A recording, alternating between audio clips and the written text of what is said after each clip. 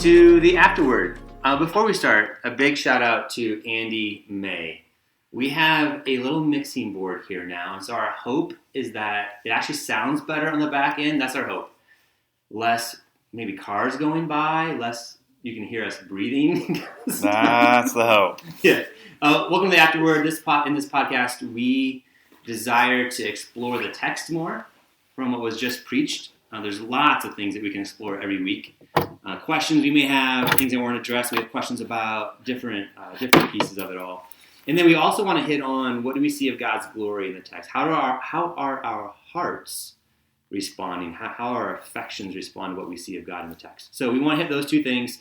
I'm joined today by Vince Black, pastor elder of the Town Church, and for the first time, drum roll. Okay, not really a drum roll. Carrie Nevins. Carrie Nevins is joining us today. Our Sir Richard is traveling. Yep, Richard's traveling. Josh is napping. Carrie is on staff as well. Oh, this is bad of me. I don't know your title. Your title is... Holding all things together, yes. Maybe? Chaos Tamer? Yes. Helping us. Carrie does the job of making us look like we know what we're doing. That's absolutely true. Yeah. So, right. Carrie is joining us today. Let's start with this. Here's our intro question. We're going to learn a lot about each other right now. Give me a pet peeve of yours. What's a pet peeve? You want to start? I'll start. I got lots of them. Oh, I know you do. I'll just choose one, though. Right. I'm going to choose driving. That one seems pretty safe, I guess. I live up by Mulberry and Timberline. Why don't you give us your address? Specific coordinates of your house. So people can egg my house. So if you're driving south on Timberline, approaching Mulberry, and you want to move on to Mulberry, heading west, there's a little lane. It's not really an on-ramp, but it's a little lane before you merge into traffic.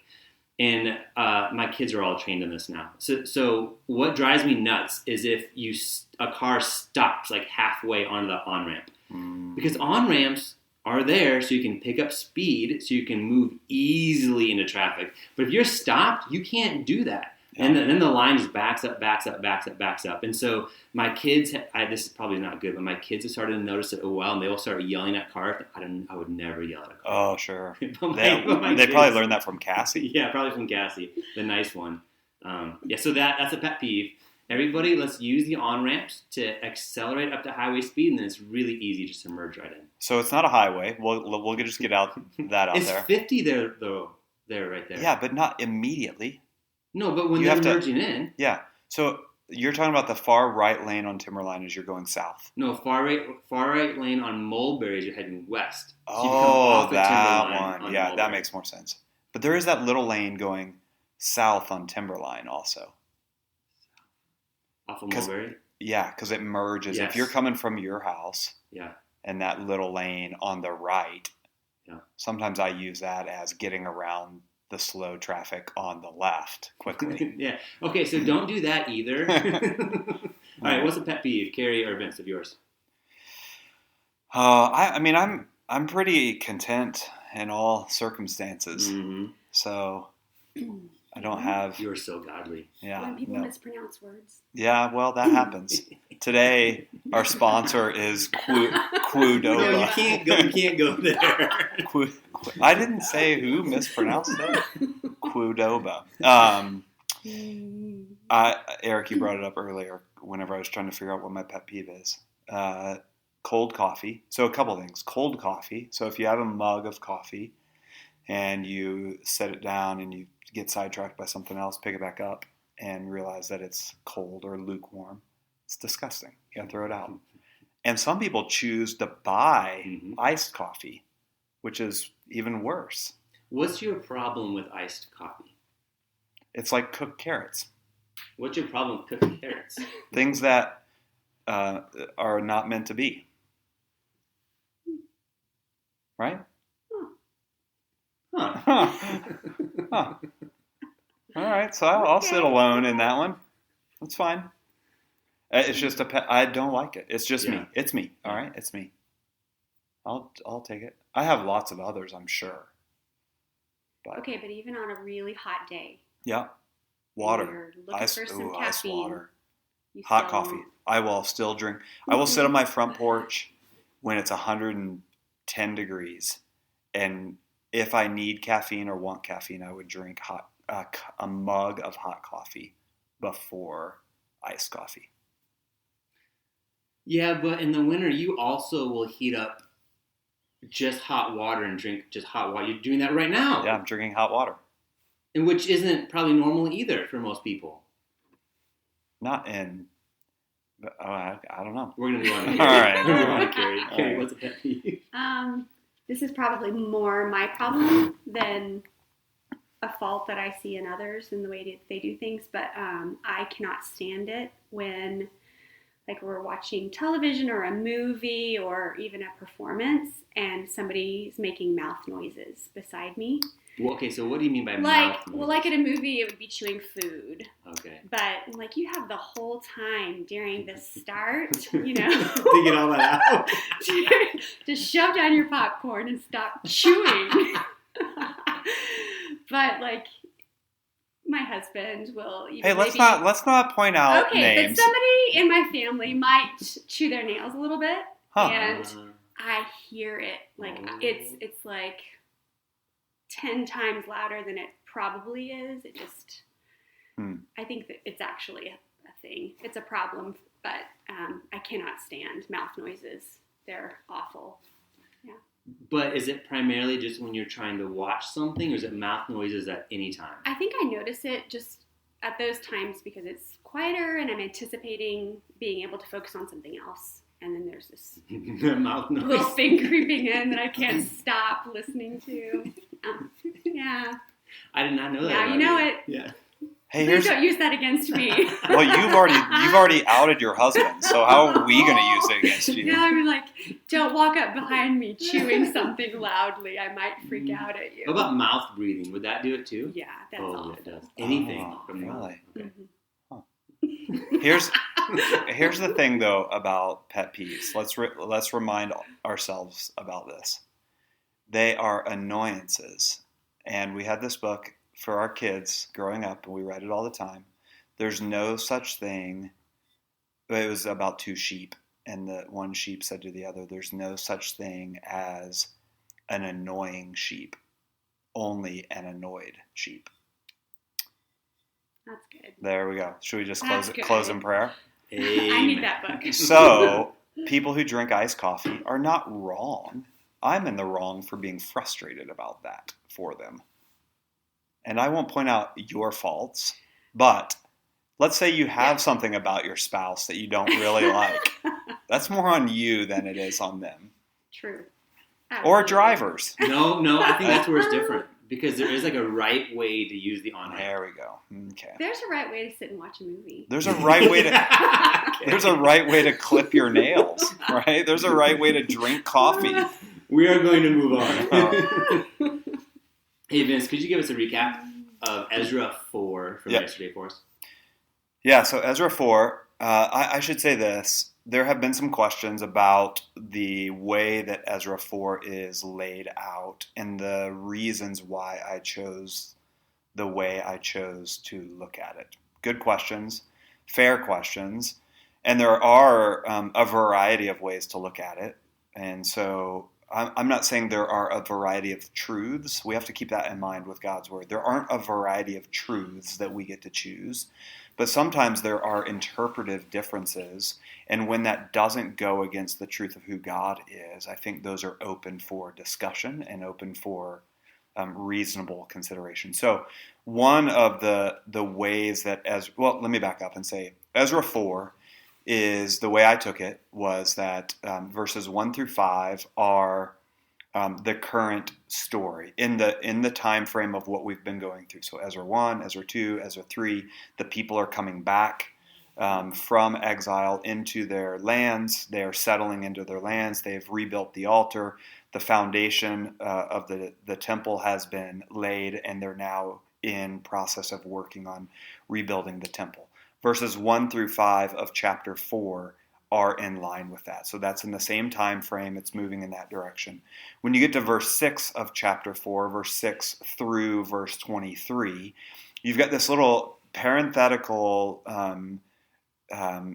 excursus that points us forward to what's happening in the book of Nehemiah, about a 60-year period of the ways in which the people stand against opposition for the building of the city. So if you see the differences, verses 6 through 23, it's often talking about the city or the walls being rebuilt. So that there is this change from temple to city or walls being rebuilt. And then you get to verse 24, the last verse of the chapter, and it goes back to the temple. So the way I look at it is verses 6 through 23 are an excursus pointing forward to the opposition that will be faced in the coming years for the people through different letters that have been written against the people and different kings that have come in to oppose the people, looking forward to that. So that's one way to look at it. That's the way I chose to look at it after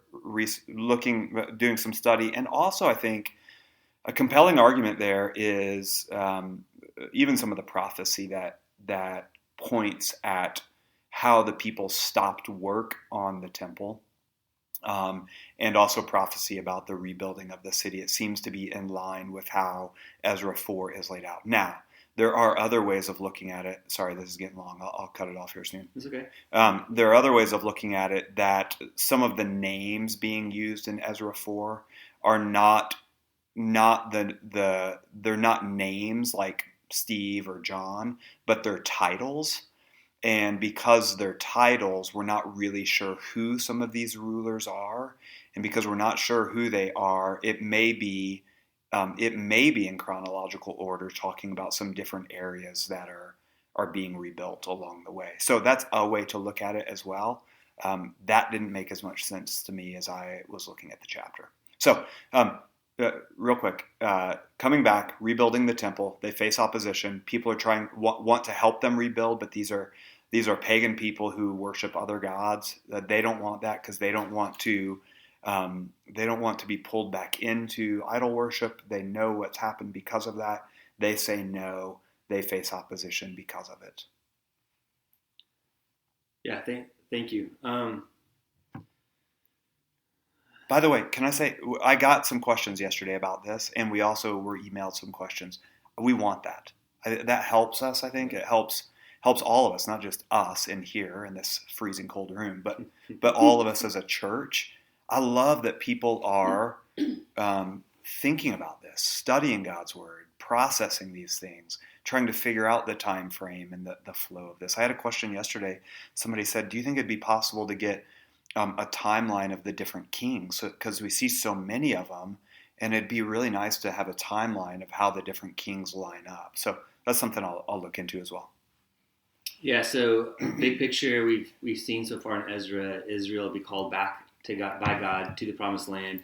They go, how long a journey did you say that was? Like a 4-month journey or something to get there? I think Richard said that last week. I haven't seen that. Okay. I haven't looked. It would have been a while. It would have been a journey. They get back to Jerusalem. Walls are destroyed. Jerusalem's destroyed. Temple's not there. They get to work, first building an altar, and now they've laid the foundation. And foreigners are living in their land. Yes. So remember that. Yes. They've also laid the foundation to the temple, and now here we are in Ezra 4, and now we see this opposition pop up, and severe opposition, powerful opposition to the people who are obeying God, really. And so I think I don't know if I have a question here, but I have a topic I want to talk to. I want to hear your thoughts, Carrie and Vince, on this. So God has called the people to this, to come back and rebuild the temple. They're in the process of obeying God to rebuild the temple. And while they are doing the very thing that God called them to do, some severe opposition arises.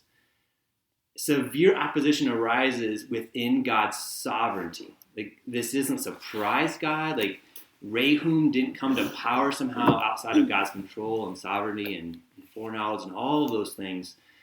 And Artaxerxes wasn't king somehow. I know this is a foreshadowing in Nehemiah. All those things are still within God's sovereignty. Like, God's in control of it, and there's opposition in front of the people to obey the very thing that God is calling them to do, that they are indeed doing. Mm-hmm. So their obedience now is facing some severe challenges and obstacles under the sovereignty of a good God who's called them to do those very things. Does that make sense? Mm-hmm. And so I've been thinking about that a lot. And what does that say about God? What does that say about God's priorities, about God's values? I think a part of us wants to say, well, if you start to obey what God's calling you to do, then it should be at least kind of pave the way. Like God should maybe remove some obstacles, or so at times I think he does that, but maybe makes it smoother. But here in Ezra, and we see this all through the Bible, our obedience encounters at many times some severe obstacles under the sovereignty of a good God who's called us to do that very thing of obedience. How do we think about that? Well, what sort of things come to mind, or maybe even personal things that you see in your own life, big or small? What does this say about God, that he calls us to things, but then also allows severe opposition to the very things he calls us to? Does that make sense? I'm kind of wrestling with all those different pieces in there. Yeah. Could it say, and we can talk, let's talk, but the thing that came to mind as you were saying that is, could it say about God that he is more concerned about the process of obedience than he is the timing that we have in mind? Meaning, is he more concerned about the process of what would be built in the character of the people through opposition and through their trial and through their coming back and through their being tested in their faith and through their hard work together and all of that? Could it say more about God's desire for the process to be worked out than it does about the timing? And I think often our timing is what we think is right and best. And so for the people, they want to come back and they want to get to work and they want to get this done and they want to get on with life. But is God more? These are questions. See, if you put it in the form of a question, you can say whatever you want, and it doesn't have to be. But could God be more concerned about the process than he is about the timing? Thoughts? Did that hit at what you were getting at, Eric? Yeah, I think it's one of the angles. I think it's something to talk through. Yeah. What do you think about that? I think at the very least, and this hits what you're asking, I think at the very least we have to say that from God's point of view, what he's valuing or his point is bigger than just the act of obedience itself, or just getting to like the completion of the obedience. It must be.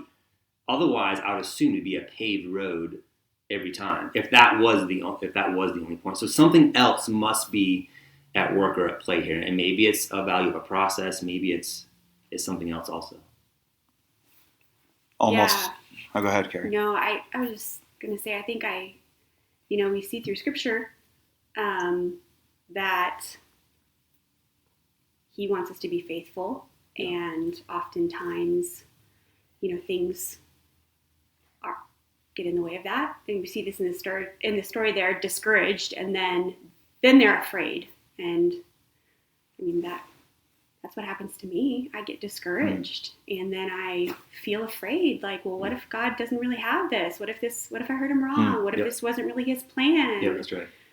And so it's really that underlying fear. Like, do I really believe God is who he says he is, or that he's got me in this? That he's got my family, our interests in mind. Maybe not our interests, our best in mind, not our interests necessarily, but. Yeah, because we have to. I think that's good, Carrie. I think that's where all of our hearts probably go whenever we have something in mind that we believe God has put in front of us, called us to, whatever language we want to use. I struggle with all of the language because all of the language has baggage with it somewhere, right? Has God really called me to this? Well, it seems that way, but can we be certain? I don't know. Could the people have come back and said, God called us to complete the temple before Passover? We know that that's what he's called us to do. Well, clearly it wasn't, because they had to wait. They did stop. They didn't have to. So I think our hearts go there in this place of like, I don't know, maybe I heard God wrong, or maybe what I heard wasn't God. Maybe it was me. Maybe it was something I desired and thought it was God. It wasn't ungodly. It wasn't sinful. but what's going on here? Does God really have this? Is he really over this? And so our minds begin to spiral out on that. Yeah, I would think when Israel gets that letter back from Artaxerxes saying, stop the work, surely that'd be a time to start to question if you weren't already. Like, oh, so did God really want us to continue working on this or not? Because if he did, it seems like he wouldn't have put somebody in power that then just try to shut it down. Yeah. So are you equating, Eric, the work, I'll just keep going on that direction, the fact that Artaxerxes shut it down, are you equating that with that wasn't a part of God's plan? That was a part of God's plan? What have you thought through that? I'm assuming, well, I'm not just assuming, I think you would probably strongly say it was absolutely part of God's plan. I think I'm wrestling from the human perspective, though not seeing the full decree from eternity past, right? And so if I'm trying to discern, did God indeed call me to this? There are ways into this, right? Did God indeed call me to this? If he did so, why are things so stinking hard to try to follow what I think is obedience in this case? It starts to raise a lot of questions, I think.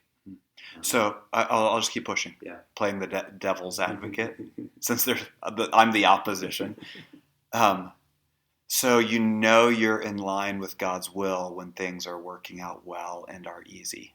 Well, I think that's one of the application points, but that's obviously not true. Yeah. But there's a part of my heart, and I'm assuming for many people's hearts, that does tend to go that way, right? Because I don't know all the whys, why God would make it hard, why he'd put opposition in place. I think we can start talking about some of that. Maybe it's process, maybe it's something else. There's obviously more things that work there than just the obedience itself. And that's what I think I'm most interested in. What are those other things? And we are not going to know all this, but from Scripture, from this text, can we maybe discern, are there other things that are at work there that maybe provide a justification? I know God doesn't need our justification, but provides a justification why it can be so hard to obey when we're certain that the path that we're following is indeed an act of obedience.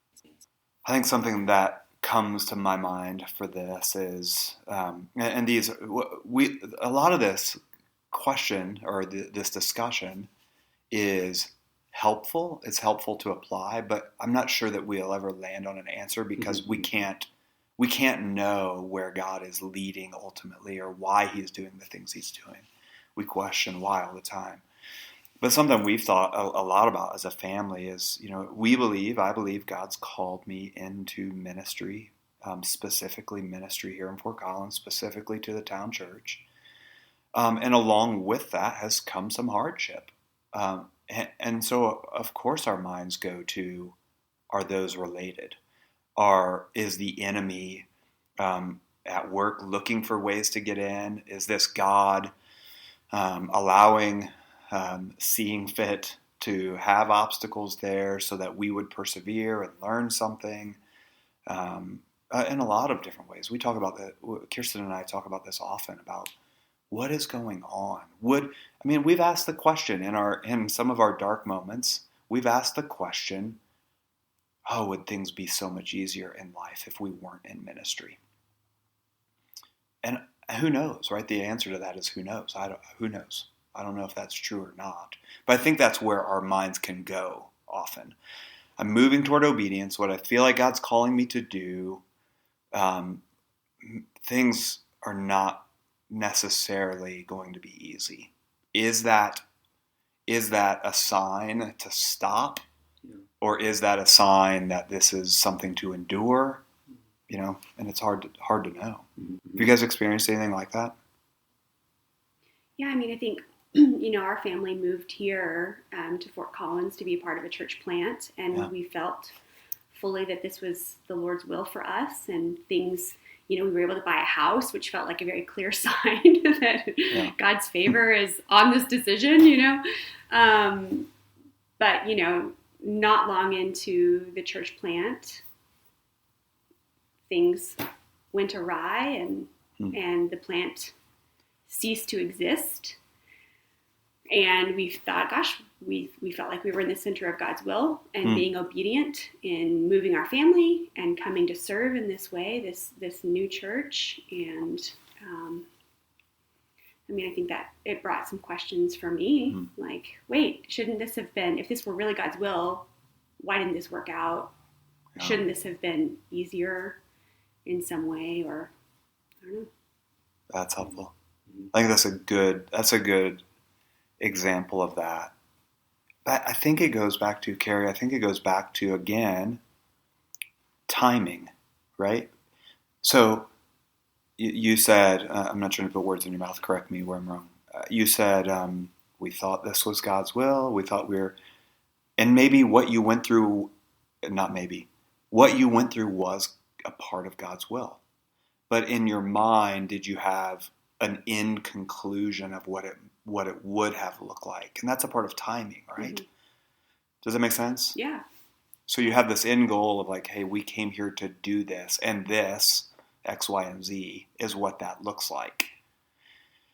Yeah, and I think that big picture, though, if I'm honest, in my heart, it's really more about our glory or our success, right, in the thing. Like, this is how I pictured it. I pictured it being awesome. And, somehow our family playing this really important role, which is ridiculous,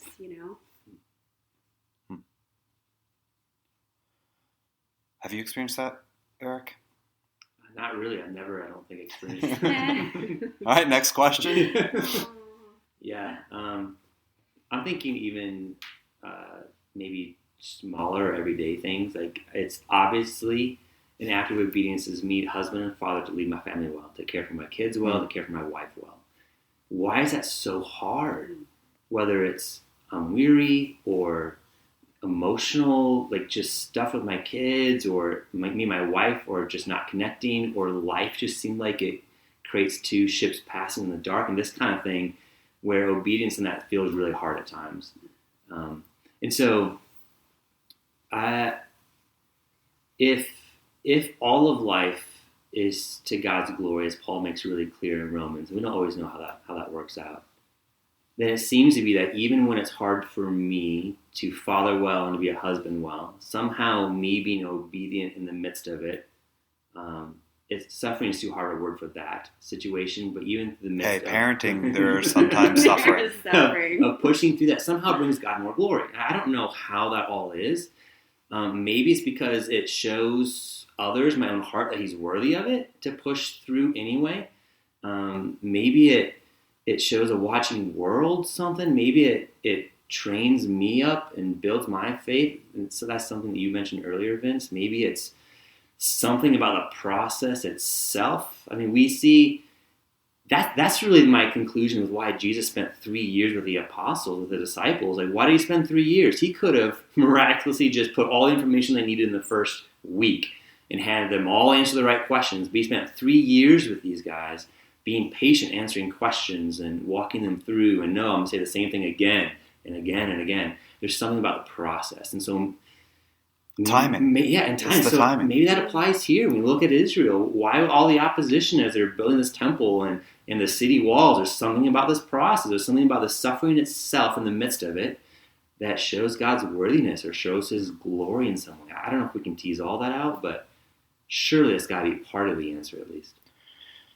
Yeah, there's so much of God, of the history of God's people, that's about waiting.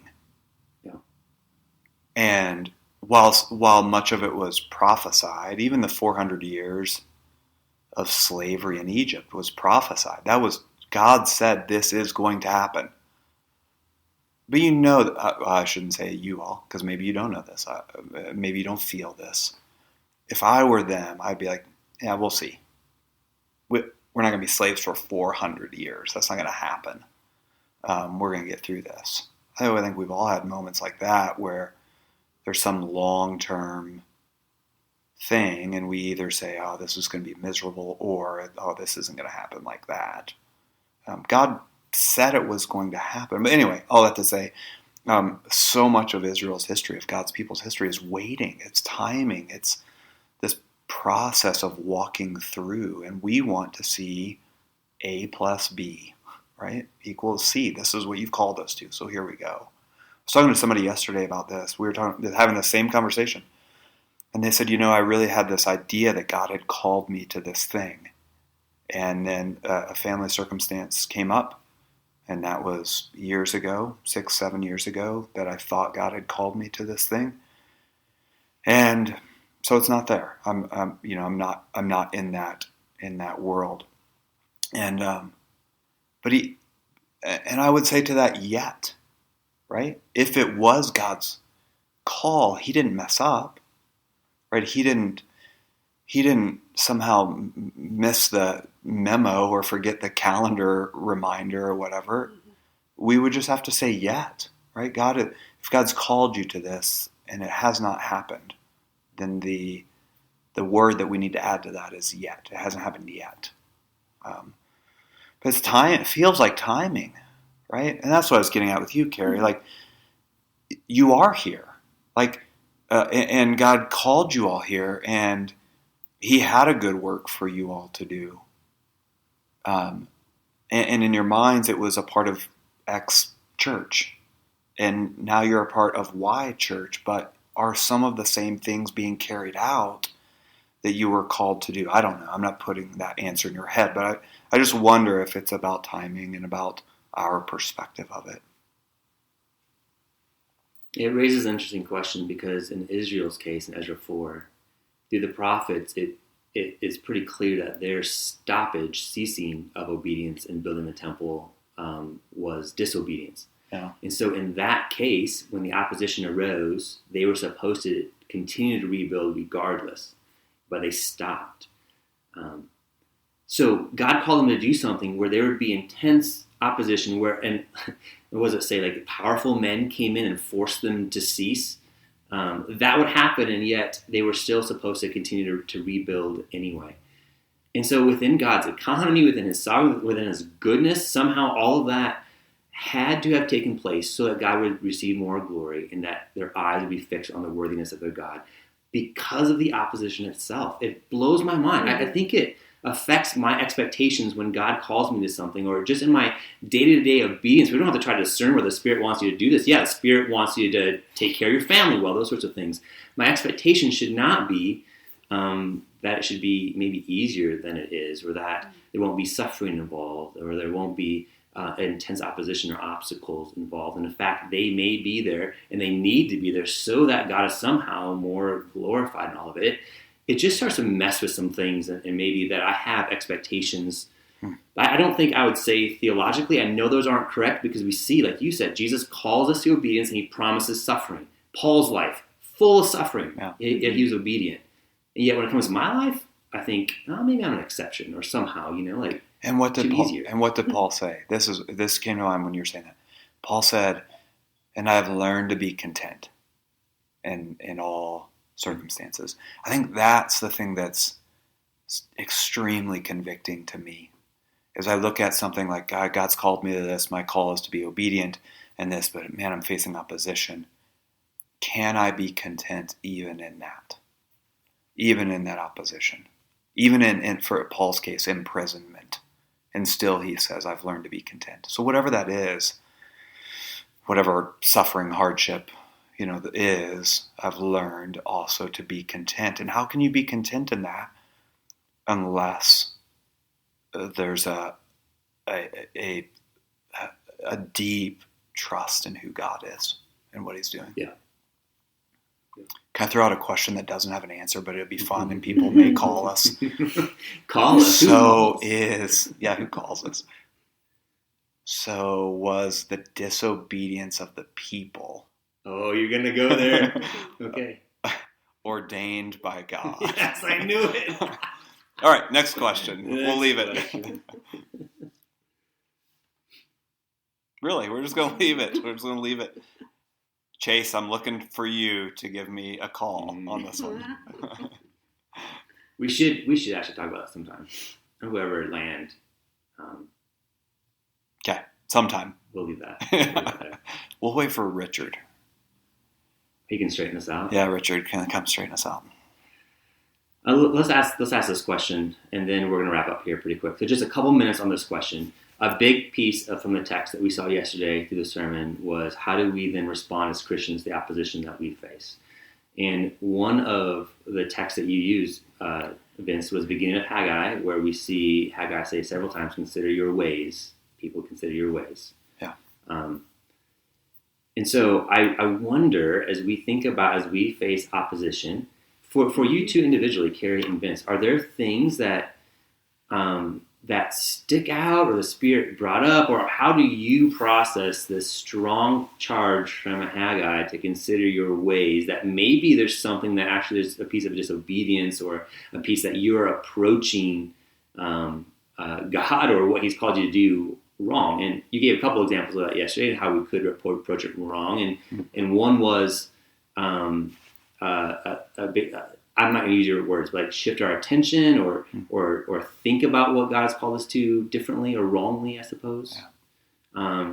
The other one is just to disobey, just to cease, right. To give up on it, right? Yeah, we lose sight of God's plan, or we give up on God's plan. There are probably other responses, but those are two that we see in the text. And Haggai's strong words are, consider your ways.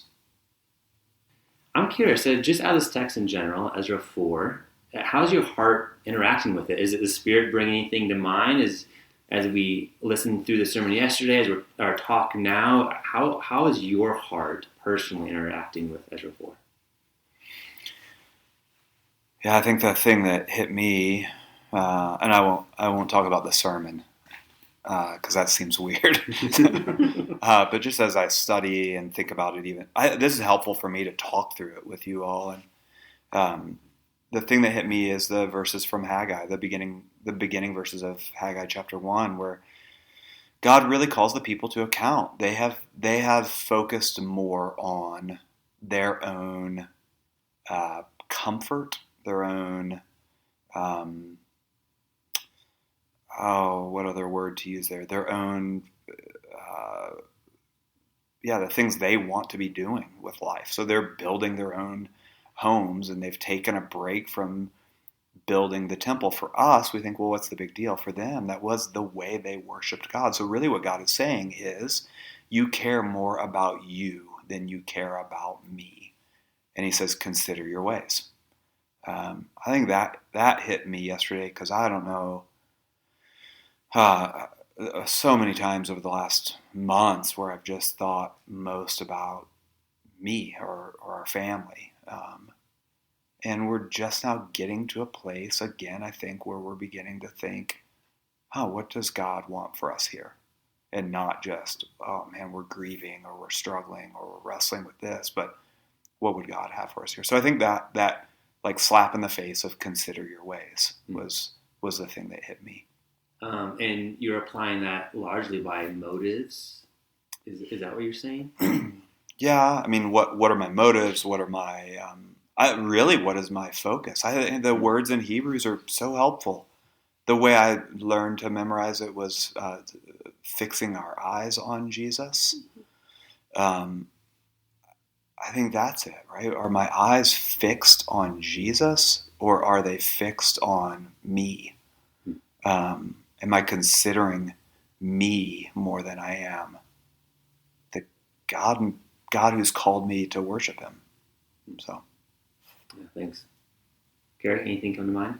Yeah, I think likewise, the consider your ways piece was important to me, and it's something I've continued to think about. But I think I thought of it more like determine your ways or order your ways. Like, hey, do you trust me here? Like, you've made some decisions to move forward in this way or in this vein of obedience, and now some little things come in and thrown you off. But like, didn't you determine already, Carrie, that you were going to follow me in this? And I mean, I think with the women's study, we're seeing that with Abram. God has continued to say, I will do this thing. I will make this thing come to pass. And, he's contriving other methods for making the promises happen for him. And it's like, consider your ways, Abram. Like, what has God told you? And so I think that's what kept sticking out to me. Like, consider your ways, Carrie. Like, what has he already determined for you? And how should you be ordering your responses right now based on what you know of God and the way you've seen him continue to be faithful, even when there are absurd challenges in your path, that in some situations could just take me out and thwart at least my plans. I don't think they would thwart God's plans necessarily, but so the consider your ways piece, I think, was big for me.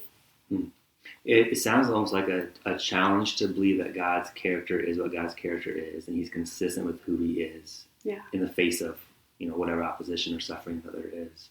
Even when we don't know his end game. I think it's hard. His character's still the same. It doesn't change. Yes. Yeah, we've wrestled. Kirsten and I have wrestled with that. He's still the same. Yeah. Gloriously so. I'm not going to answer that question because what we talked about for the first majority of the podcast is how I'm wrestling through the text of God's sovereignty and opposition. Yeah. So I want to ask this last question. Where in Ezra 4 do we see God's glory? What in Ezra 4 raises our affections for our good God? I can answer right away. That's a hard question, I think, sometimes, Eric, because it's not explicit in the text, so we actually have to think. But I think for me, I voiced some of this yesterday while I didn't give personal examples. The thing for me is that the people said no to help from outside to work on the temple. And they did that largely because the people who offered to help were not people who were honoring God, worshiping God. And so they cared so much about the purity of the temple and the worship, primarily about the worship of God is what they cared about. So much that they would even turn down something that would have practically made it easier for them. And so to answer your question, how does this help us see? I think that was it was honoring to God that they would do that. And it gave up something of ease that would have helped them, and they honored God so much that they would shove that aside. That's powerful to me to think that's the kind of honor God deserves, calls us into, and cares about in our worship, the purity of our worship. Yeah, mine's tied to that. That example, and also the example of opposition being in the middle of why we're called to obey. I've been impressed with how worthy God is of us to obey anyway. So whether it's harder to build a temple, we could have used help, but we're not going to, out of a desire to honor God, or there's severe stiff opposition as I'm seeking to obey God, but I'm going to choose to obey anyway. The root of that is that God is worthy of that act of obedience, of that work still. It takes my perspective in a better place than just focusing on what the opposition is or how hard it's going to be, or focus on myself really. My God's actually worthy of this. Now we'll see how that actually goes into practice in the coming weeks and months, but theologically or in my heart, it's a beautiful thing to behold, I guess. Yeah, that's good. Gary? We should end there. That's good, you guys. Hey, Carrie, thanks for joining us. It was fun. We're glad to have you. Here's your warning, people who are listening.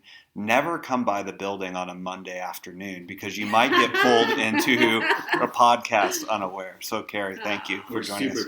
Yeah, really thankful for your words. Yeah. Helpful. Thanks for listening, and we will talk to you later, I guess. Yeah, keep the questions coming in. We want to keep interacting with you all about questions you have. Yeah. So. info@thetownchurch.org is how you can get a hold of us. Thanks for listening. Have a great week. Yep. Bye.